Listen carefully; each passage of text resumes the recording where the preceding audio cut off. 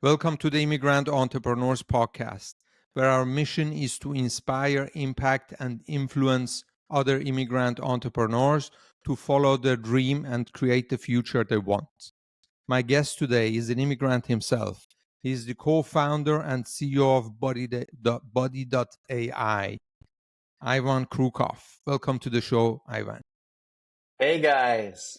Hi Ali. Thank you for having me. Absolutely pleasure having you on. Ivan, you're an immigrant. Tell us where you were born and how you ended up here in the US. I was born in sunny Siberia, um, and back in Siberia, we started working on a different voice AI company, not Buddy. We were building one of the world's first smart speakers, even before Amazon announced Echo or Google built their home device. And back in 2014, we decided that we need to move to the US with our company. Many reasons, business reasons and political reasons as well. So we just packed our stuff, our hardware. It was a software and hardware startup. You know, hardware is hard. So we just got a couple of duffel bags, packed our hardware, booked a flight, landed in San Francisco International Airport, and a few weeks after, we launched our Indiegogo crowdfunding campaign. So that's kind of how I landed, and I never left since. That was in 2014, you said? Yes, 10 years ago. Oh. Did you speak any? Hmm? Did you speak? Yeah, almost 11 years ago. Did you speak any English before you came to the US? Oh yes. I wouldn't say I was like super proficiently fluent in English, but I played a lot of video games. And when I was a child, there were not a lot of localized games. And so to play my favorite games like Fallout, for example, I had to learn English.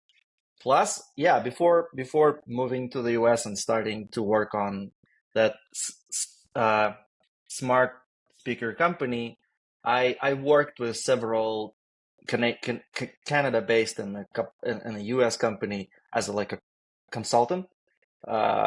So yeah, had some some experience. Ivan, tell us about your background. What was it? Did you go to school? Did you learn everything by yourself? Yeah, I'm an engineer by training. I'm like a master of computer science by training, but I spent most of my career doing marketing, strategic marketing, figuring out new products and the ways to, go to market strategies for them. Usually for digital products and businesses, right? Or no? No, I wouldn't say so. During my marketing career, I worked with I don't know, frozen food and restaurants and even casino at some point. So yeah. Interesting. Was it the businesses that you mentioned and you worked for? Was it here in the US and in Canada, or also back home in Russia? No, back home, yeah, back home in Siberia, and yeah, in the US, I landed with a startup, and never left the startup world since. I see. Yeah. It's hard, man. The startup world is hard. So tell me, as myself having been in a few startups, I know how hard it is. Tell me what attracts you to startups, or the other way around. What attracts startups to you and gets your motivation? I mean, startups is fun, and it's also, makes life meaningful. You know, like you feel like you're doing something important and I don't know, attacking an important problem, especially now with Buddy. Yeah, we are teaching children mostly immigrant children in the US, or just English learners internationally. And I mean, it was a personal problem for me, for my family, inspired by my daughter when we moved to the US. So yeah, it's really important, and it is yeah, inspiring me like every day. So fun and meaningful. That's what I say. So I'm not sure if I got it right. So you came here to the US with a different company and business and got started with Buddy.ai here in the US, or did you already had it before? No, so as I mentioned, we I entered the startup world, the US, and also the world of speech AI with Mm-hmm. Cubic AI, a smart speaker company, um, back in 2014. And soon after that, so after we successfully raised like crowdfunding, then we raised some funds, it became clear that competing with, so a couple of weeks before the launch of our Indiegogo campaign, Amazon announced Echo. So it was like a huge blow, right? And soon we realized that it is extremely hard to compete with this like giant and powerful companies and their great products like Amazon Echo. And sometime later, uh, the company Cubic was acquired, and like in couple of parts. So we first initially with the hardware part of the company was acquired, and soon after that, myself and my co-founder Dima, who was a chief product officer or a head of product at Cubic, we left and when we founded Buddy um, So you here in the say it US. was right. You said it was out of your own need and because the experience your daughter had. Tell us more about that. Yeah, so like starting at Cubic, we were super inspired by the idea of speech AI and AI assistants, and but not about like most applications. I know, like selling more hardware, for example. It just didn't sound great to us, and we were thinking about where in which area like speech AI may have the most impact. And at that point where we just literally, like when we were discussing this with my co-founder Dima, my daughter entered the room and asked me to like switch a video on your iPad, and that kind of was the first spark. So okay, so kids, so young children can't type, they can't write, they can't read, so it's like so organic for them to use voice to interact with computers because they just can't read it or type or write. It was just the first spark of inspiration. But later, when my daughter Sophia um, went to a preschool here in the U.S. in the Bay Area, she so we speak Russian at home, Mm-hmm. and so she started learning English in preschool, and she struggled to start speaking for the first like 4 months, and it was I mean a huge issue for her. She really like wanted to find friends, talk to other kids, so it was a struggle. And yeah, like my wife and I, we started to looking for a way to help her, and it turns out that the only way to teach children to speak English was through one-on-one lessons with human tutors Mm-hmm. on mostly on online platforms like back then it was VIP Kid. Now there are many other great platforms like Nova Kid, and that those are like great products, but they're just too expensive for vast majority of users. I don't know, let's say 50 like $20 per lesson, or even $10 per lesson, just too expensive even for us in the US. But I mean, think about kids in Latin America, for example. Hmm. And it's impossible to scale because we just don't have enough teachers. Like teacher shortage is it's probably the largest education problem we have today. And so we started having those lessons with teachers over video conferencing, and I realized that a lot of their work was scripted. So teachers were literally reading from screens, and I thought that a lot of this work could be like could be done by a talking virtual character, Hmm. and that's what inspired the whole idea of Buddy.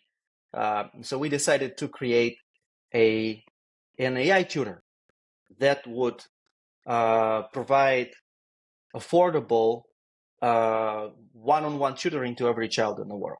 So that's the basic idea of Buddy. And my older daughter was our first user, first tester, Hmm. and later my younger daughter Elisa, when she went to preschool and then to like transitional kindergarten and kindergarten, started like using Buddy, and she still uses it. So she still plays with it, and it's like, so I have a tester uh, at home, and I just see what needs to be changed like every day. So yeah, it really inspired by my my family, my kids. That's awesome. Great story. So, but for someone, which probably is most of our audience, who have never heard of our body and never used it, now they're hearing you explaining it. What happens? I mean, I'm sure they will go on your website, Buddy.ai, and find out about it. But what happens if somebody decides to come on? Now they come, Buddy.ai. Now they open the page. What do they do, or what do they get to experience from there? So it's pretty straightforward. We have a talking virtual teacher in the mobile app. I mean, it looks and feels more like a game, but the Mm-hmm. basic idea is that it works kind of like a teacher that teaches via video conferencing. So it speaks you using voice. We have our own proprietary speech recognition technology made specifically for children, and it will just help children to learn English as a foreign or second language. And now we recently launched a new course for just general US preschoolers or early school children to help them prepare for school and or thrive in school. So it's basically, yeah, we see Buddy as a platform to teach a wide variety of subjects using this AI teacher. And there is one important thing that makes us like different from, I mean, everybody knows about like this AI revolution is a thing, right? So like Mm-hmm. the 2024 was definitely a world of AI for humanity, and but we started doing our AI tutor thing years before the AI revolution, uh, and when it happened, we found that we aren't really disrupted. We are accelerated, we got accelerated, but the thing is, we are working with in a highly regulated space of children under 12, and in this space, you just can't use most off-the-shelf AI solutions because of regulation, safety, privacy, and stuff like that, and also costs. So we had to build a whole like AI stack internally, specifically for our audience. When did you guys launch? Our first like early MVP was launched back in 2018, and then it took Mm-hmm. us years to collect data, create like a scalable platform, and yeah, scalable and also compliant with regulation. So it took Mm-hmm. much longer than we expected. And I wouldn't say our story, our startup story, is far from like iconic stories where when you conquer the world with an MVP, Mm-hmm. scrappy something. No, like not in our case, because we had to build like a core underlying technology, pretty hardcore-ish, before we were able to scale it. On the other hand, of course, we used MVP to understand if there's a need for what we were about to build. Hmm. By the way, when we were discussing about, or when I received your email that you had interest to be on the show, and it hit me actually at the time that I was 100% it was relatable to me, and I tell you why. So we were here in Tampa. We're obviously from Switzerland, not obviously, but we were from Switzerland, and we have a little son. So we were here for a couple of months or even a year. Our son went to preschool. And then my wife was pregnant. We decided to go back to Europe for a couple of months and then come back here. So we come back with our son and with the baby. Our son goes back to preschool. And then his teacher is like, hey, I need to talk to you guys. We're like, what's going on? He's like, he doesn't talk. I'm like, I mean, he talks all the time, when we're with friends or when we're at Mm-hmm. home, he's talking all the time, nonstop. She's like, here he doesn't. She was worried. She was like, hey, something, I don't know, we need to talk and we need to find a solution. I was like, I know my son. There is nothing wrong with him. Um, so we said, you know what? Let's give it some time. And I knew deep in me, I knew it was a language barrier because he was talking to, when we came back from Switzerland, he was talking to everyone Swiss German. But before we left, he was talking to most people in English, other than me and my wife, because we speak Swiss German at home and with him. So I was like, hey, give it some time. So she gave it some time. We gave it some time. We tried to speak more, go to environments where he was, he was supposed to speak English, and he did so. And then after a couple of weeks, she called us again, and she was like, hey, I just wanted to let you guys know it's all good. He talks like a book. When he gets in the morning, he talks nonstop till he get till he gets to go home for lunch. I was like, yeah, I told you. And then when you reached out, or your assistant reached out to me, I was like, hey, this is it. We have to talk about that, because that is definitely Yeah. something it's a pain people feel sometimes, that their children, if especially kids, when they cannot talk, there is no way for them to connect. So man, that's great thing that you're doing. But hey, let's zoom out a little bit. I have a few questions that I also believe it's gonna be a benefit to our audience. How did you get funded? I mean, thank you for sharing this, first of all. Yeah, I think that's a story pretty much every immigrant family Mm-hmm. can relate to. Yeah, how did we get funding? We initially we just got. I mean, we got lucky, I would say. The first investor of our previous startup just invested like $500,000 as a pre-seed angel round. And yeah, we wouldn't be able to start without it. But then it actually took us about 2 years to get the next funding, because before COVID, no one had faith in edtech. Like Mm. it wasn't a thing at all. Like it was before COVID, before Duolingo's IPO. Yeah, it was a very hard space, and also no one really believed in AI. So like AI, it was long before AI revolution, and like what AI tutor for kids? You kidding me? And so it really, uh, yeah. So we had to be to generate some meaningful revenue before getting Mm-hmm. the next round of funding, and I think yeah. So when we reached like 10,000 MRR and we're growing in like double digit months over months, Wow. uh, we raised our next like $500,000 from several angel investors, Mm-hmm. and then $1 million from our first like institutional investor.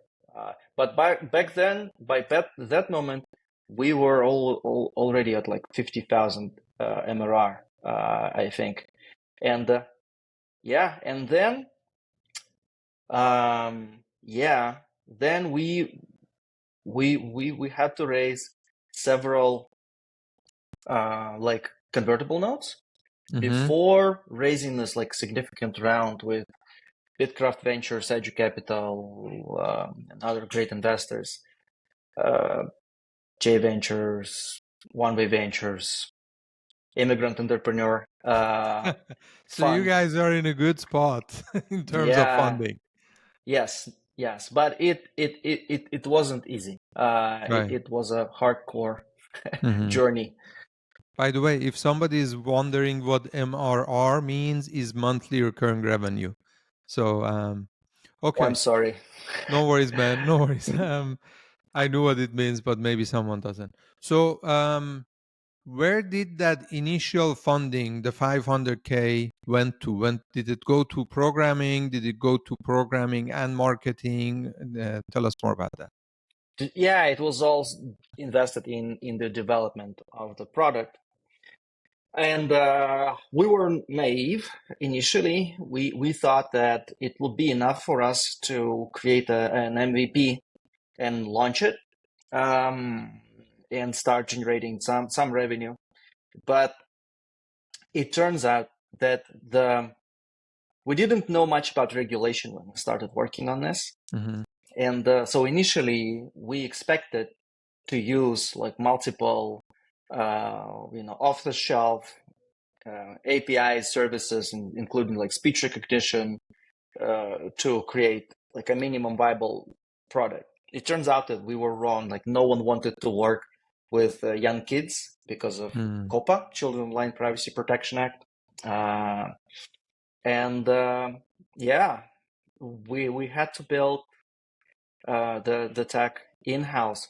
Another important thing is another like early mistake we had, as a go-to-market. Initially, we planned to launch as a part of a larger product with Samsung, actually, Mm-hmm. as a part of their product. But just like this conversation took too long, and yeah, we were running out of money, so we just had to launch something, and Mm-hmm. we did. So we figured out the easiest, the simplest product we can release, and that can be valuable for students. And it was initially, Buddy was just like a flashcard game with speech input. So Buddy would show you a picture of the dog and would ask you like, what do you see on this picture? And Mm-hmm. yeah, a child would say dog. And so that was the MVP. And we got to like $50,000-$100,000 in monthly revenue with this simple product. Simple but technically challenging, because like speech recognition for children is a very specific problem. It's very different from grown-ups. You can't use most of the shelf speech recognizers. Yeah. Can you talk about where the company is at now in terms of size? In terms of size, yeah. So we are. Um, our app was downloaded by over 50 million Wow. students.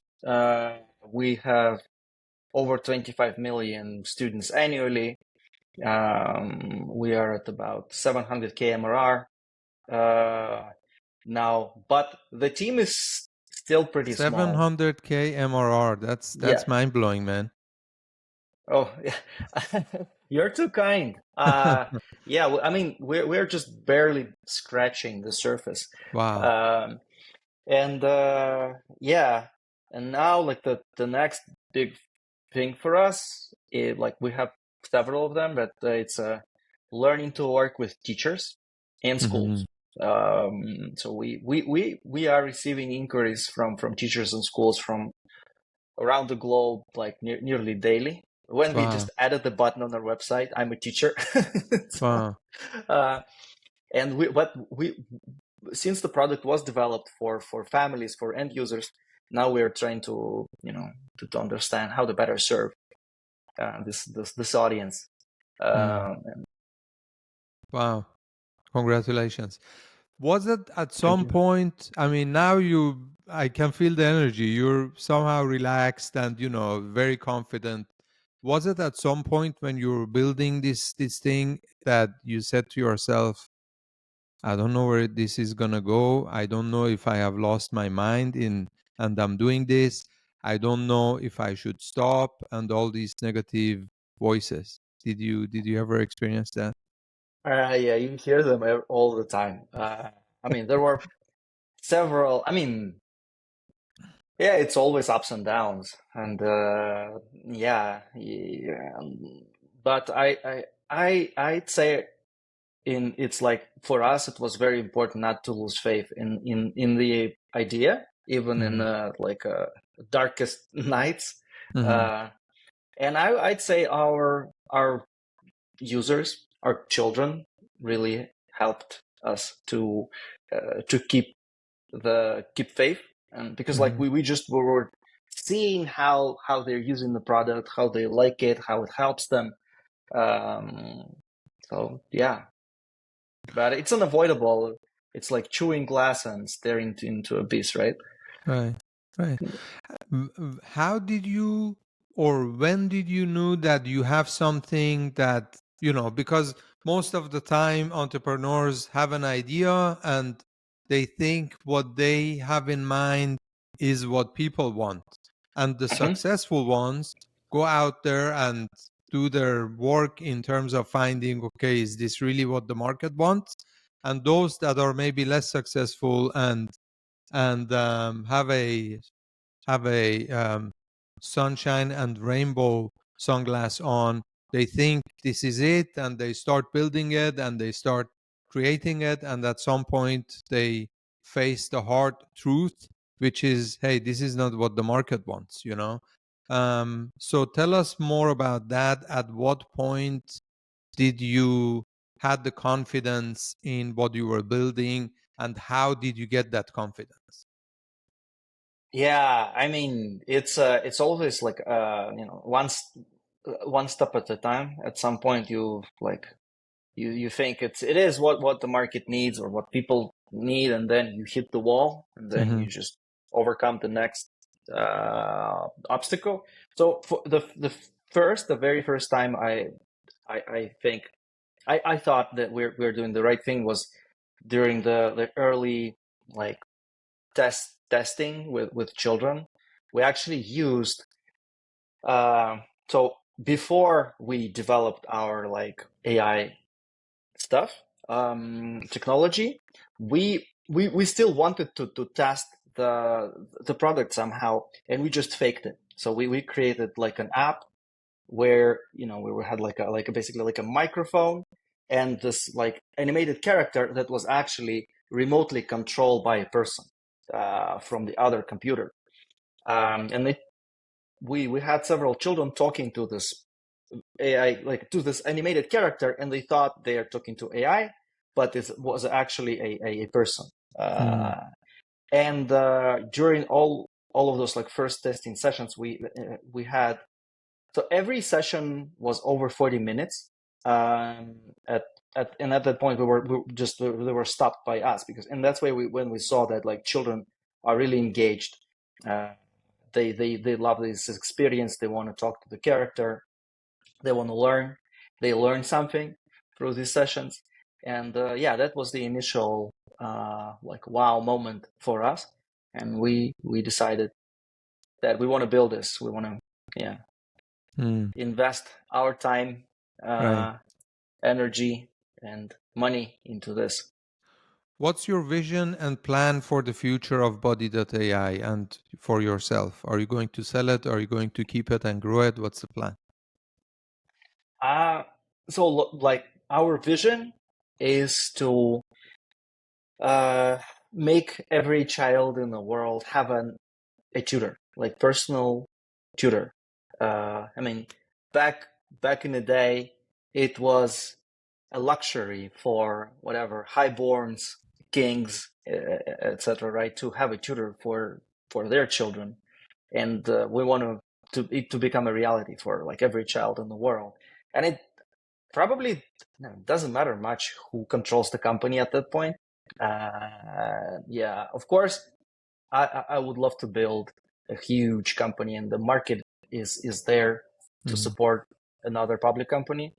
But the most important thing for us is just this idea, and like imagine you download this or whatever, create this AI tutor for your child at very early age, like I don't know, 4 years old, for example, and then it grows with your child, teaching one subject after another while learning how to teach your child, collecting like learning patterns, and getting better and better at learning your child. So this is a big dream. That is a big dream, and I can tell by speaking to you and hearing your voice and hearing your story, you're an absolute visionary, and Thank you. the future is yours. Absolutely. Ivan, do you have an advice for someone who is listening to this interview and is like, man, this guy is so smart and he did all the things, but I'm just getting started or I'm in early stages?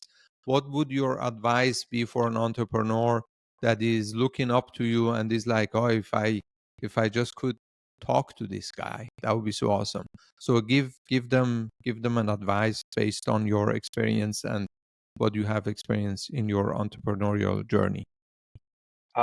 Yeah, I would give a very stupid and straightforward advice, like don't lose faith in yourself and your team and your idea. And I think the most successful people I know, they are not as smart as they are like just armored and unkillable. Yeah, like to raise our previous round, I spoke with 200 investors. I mean, sounds terrible, but that's what you need to do. Like, be persistent and unkillable. Yeah, that's, I think, the only advice. It is more or less universal. Right. Just keep pushing through. Yeah. Awesome, man. Thank you so much. It was such a pleasure. So we will link you up in the show notes. People can find you, can find Buddy.ai. Is there any last thing you would like to say before I let you go? Yeah, if any of the teachers listening to this, guys, reach out to us. Let's figure out how to work together, how we can support you. Awesome. Thank you so much for taking the time, coming on this show and giving the value you gave to our audience, listeners, and viewers. It's been a pleasure talking to you, and keep on doing the great work you're doing, Ivan. You're changing the world of education. Thank you, Ali. It's a pleasure. Thank you for having me. Thank you. Bye-bye.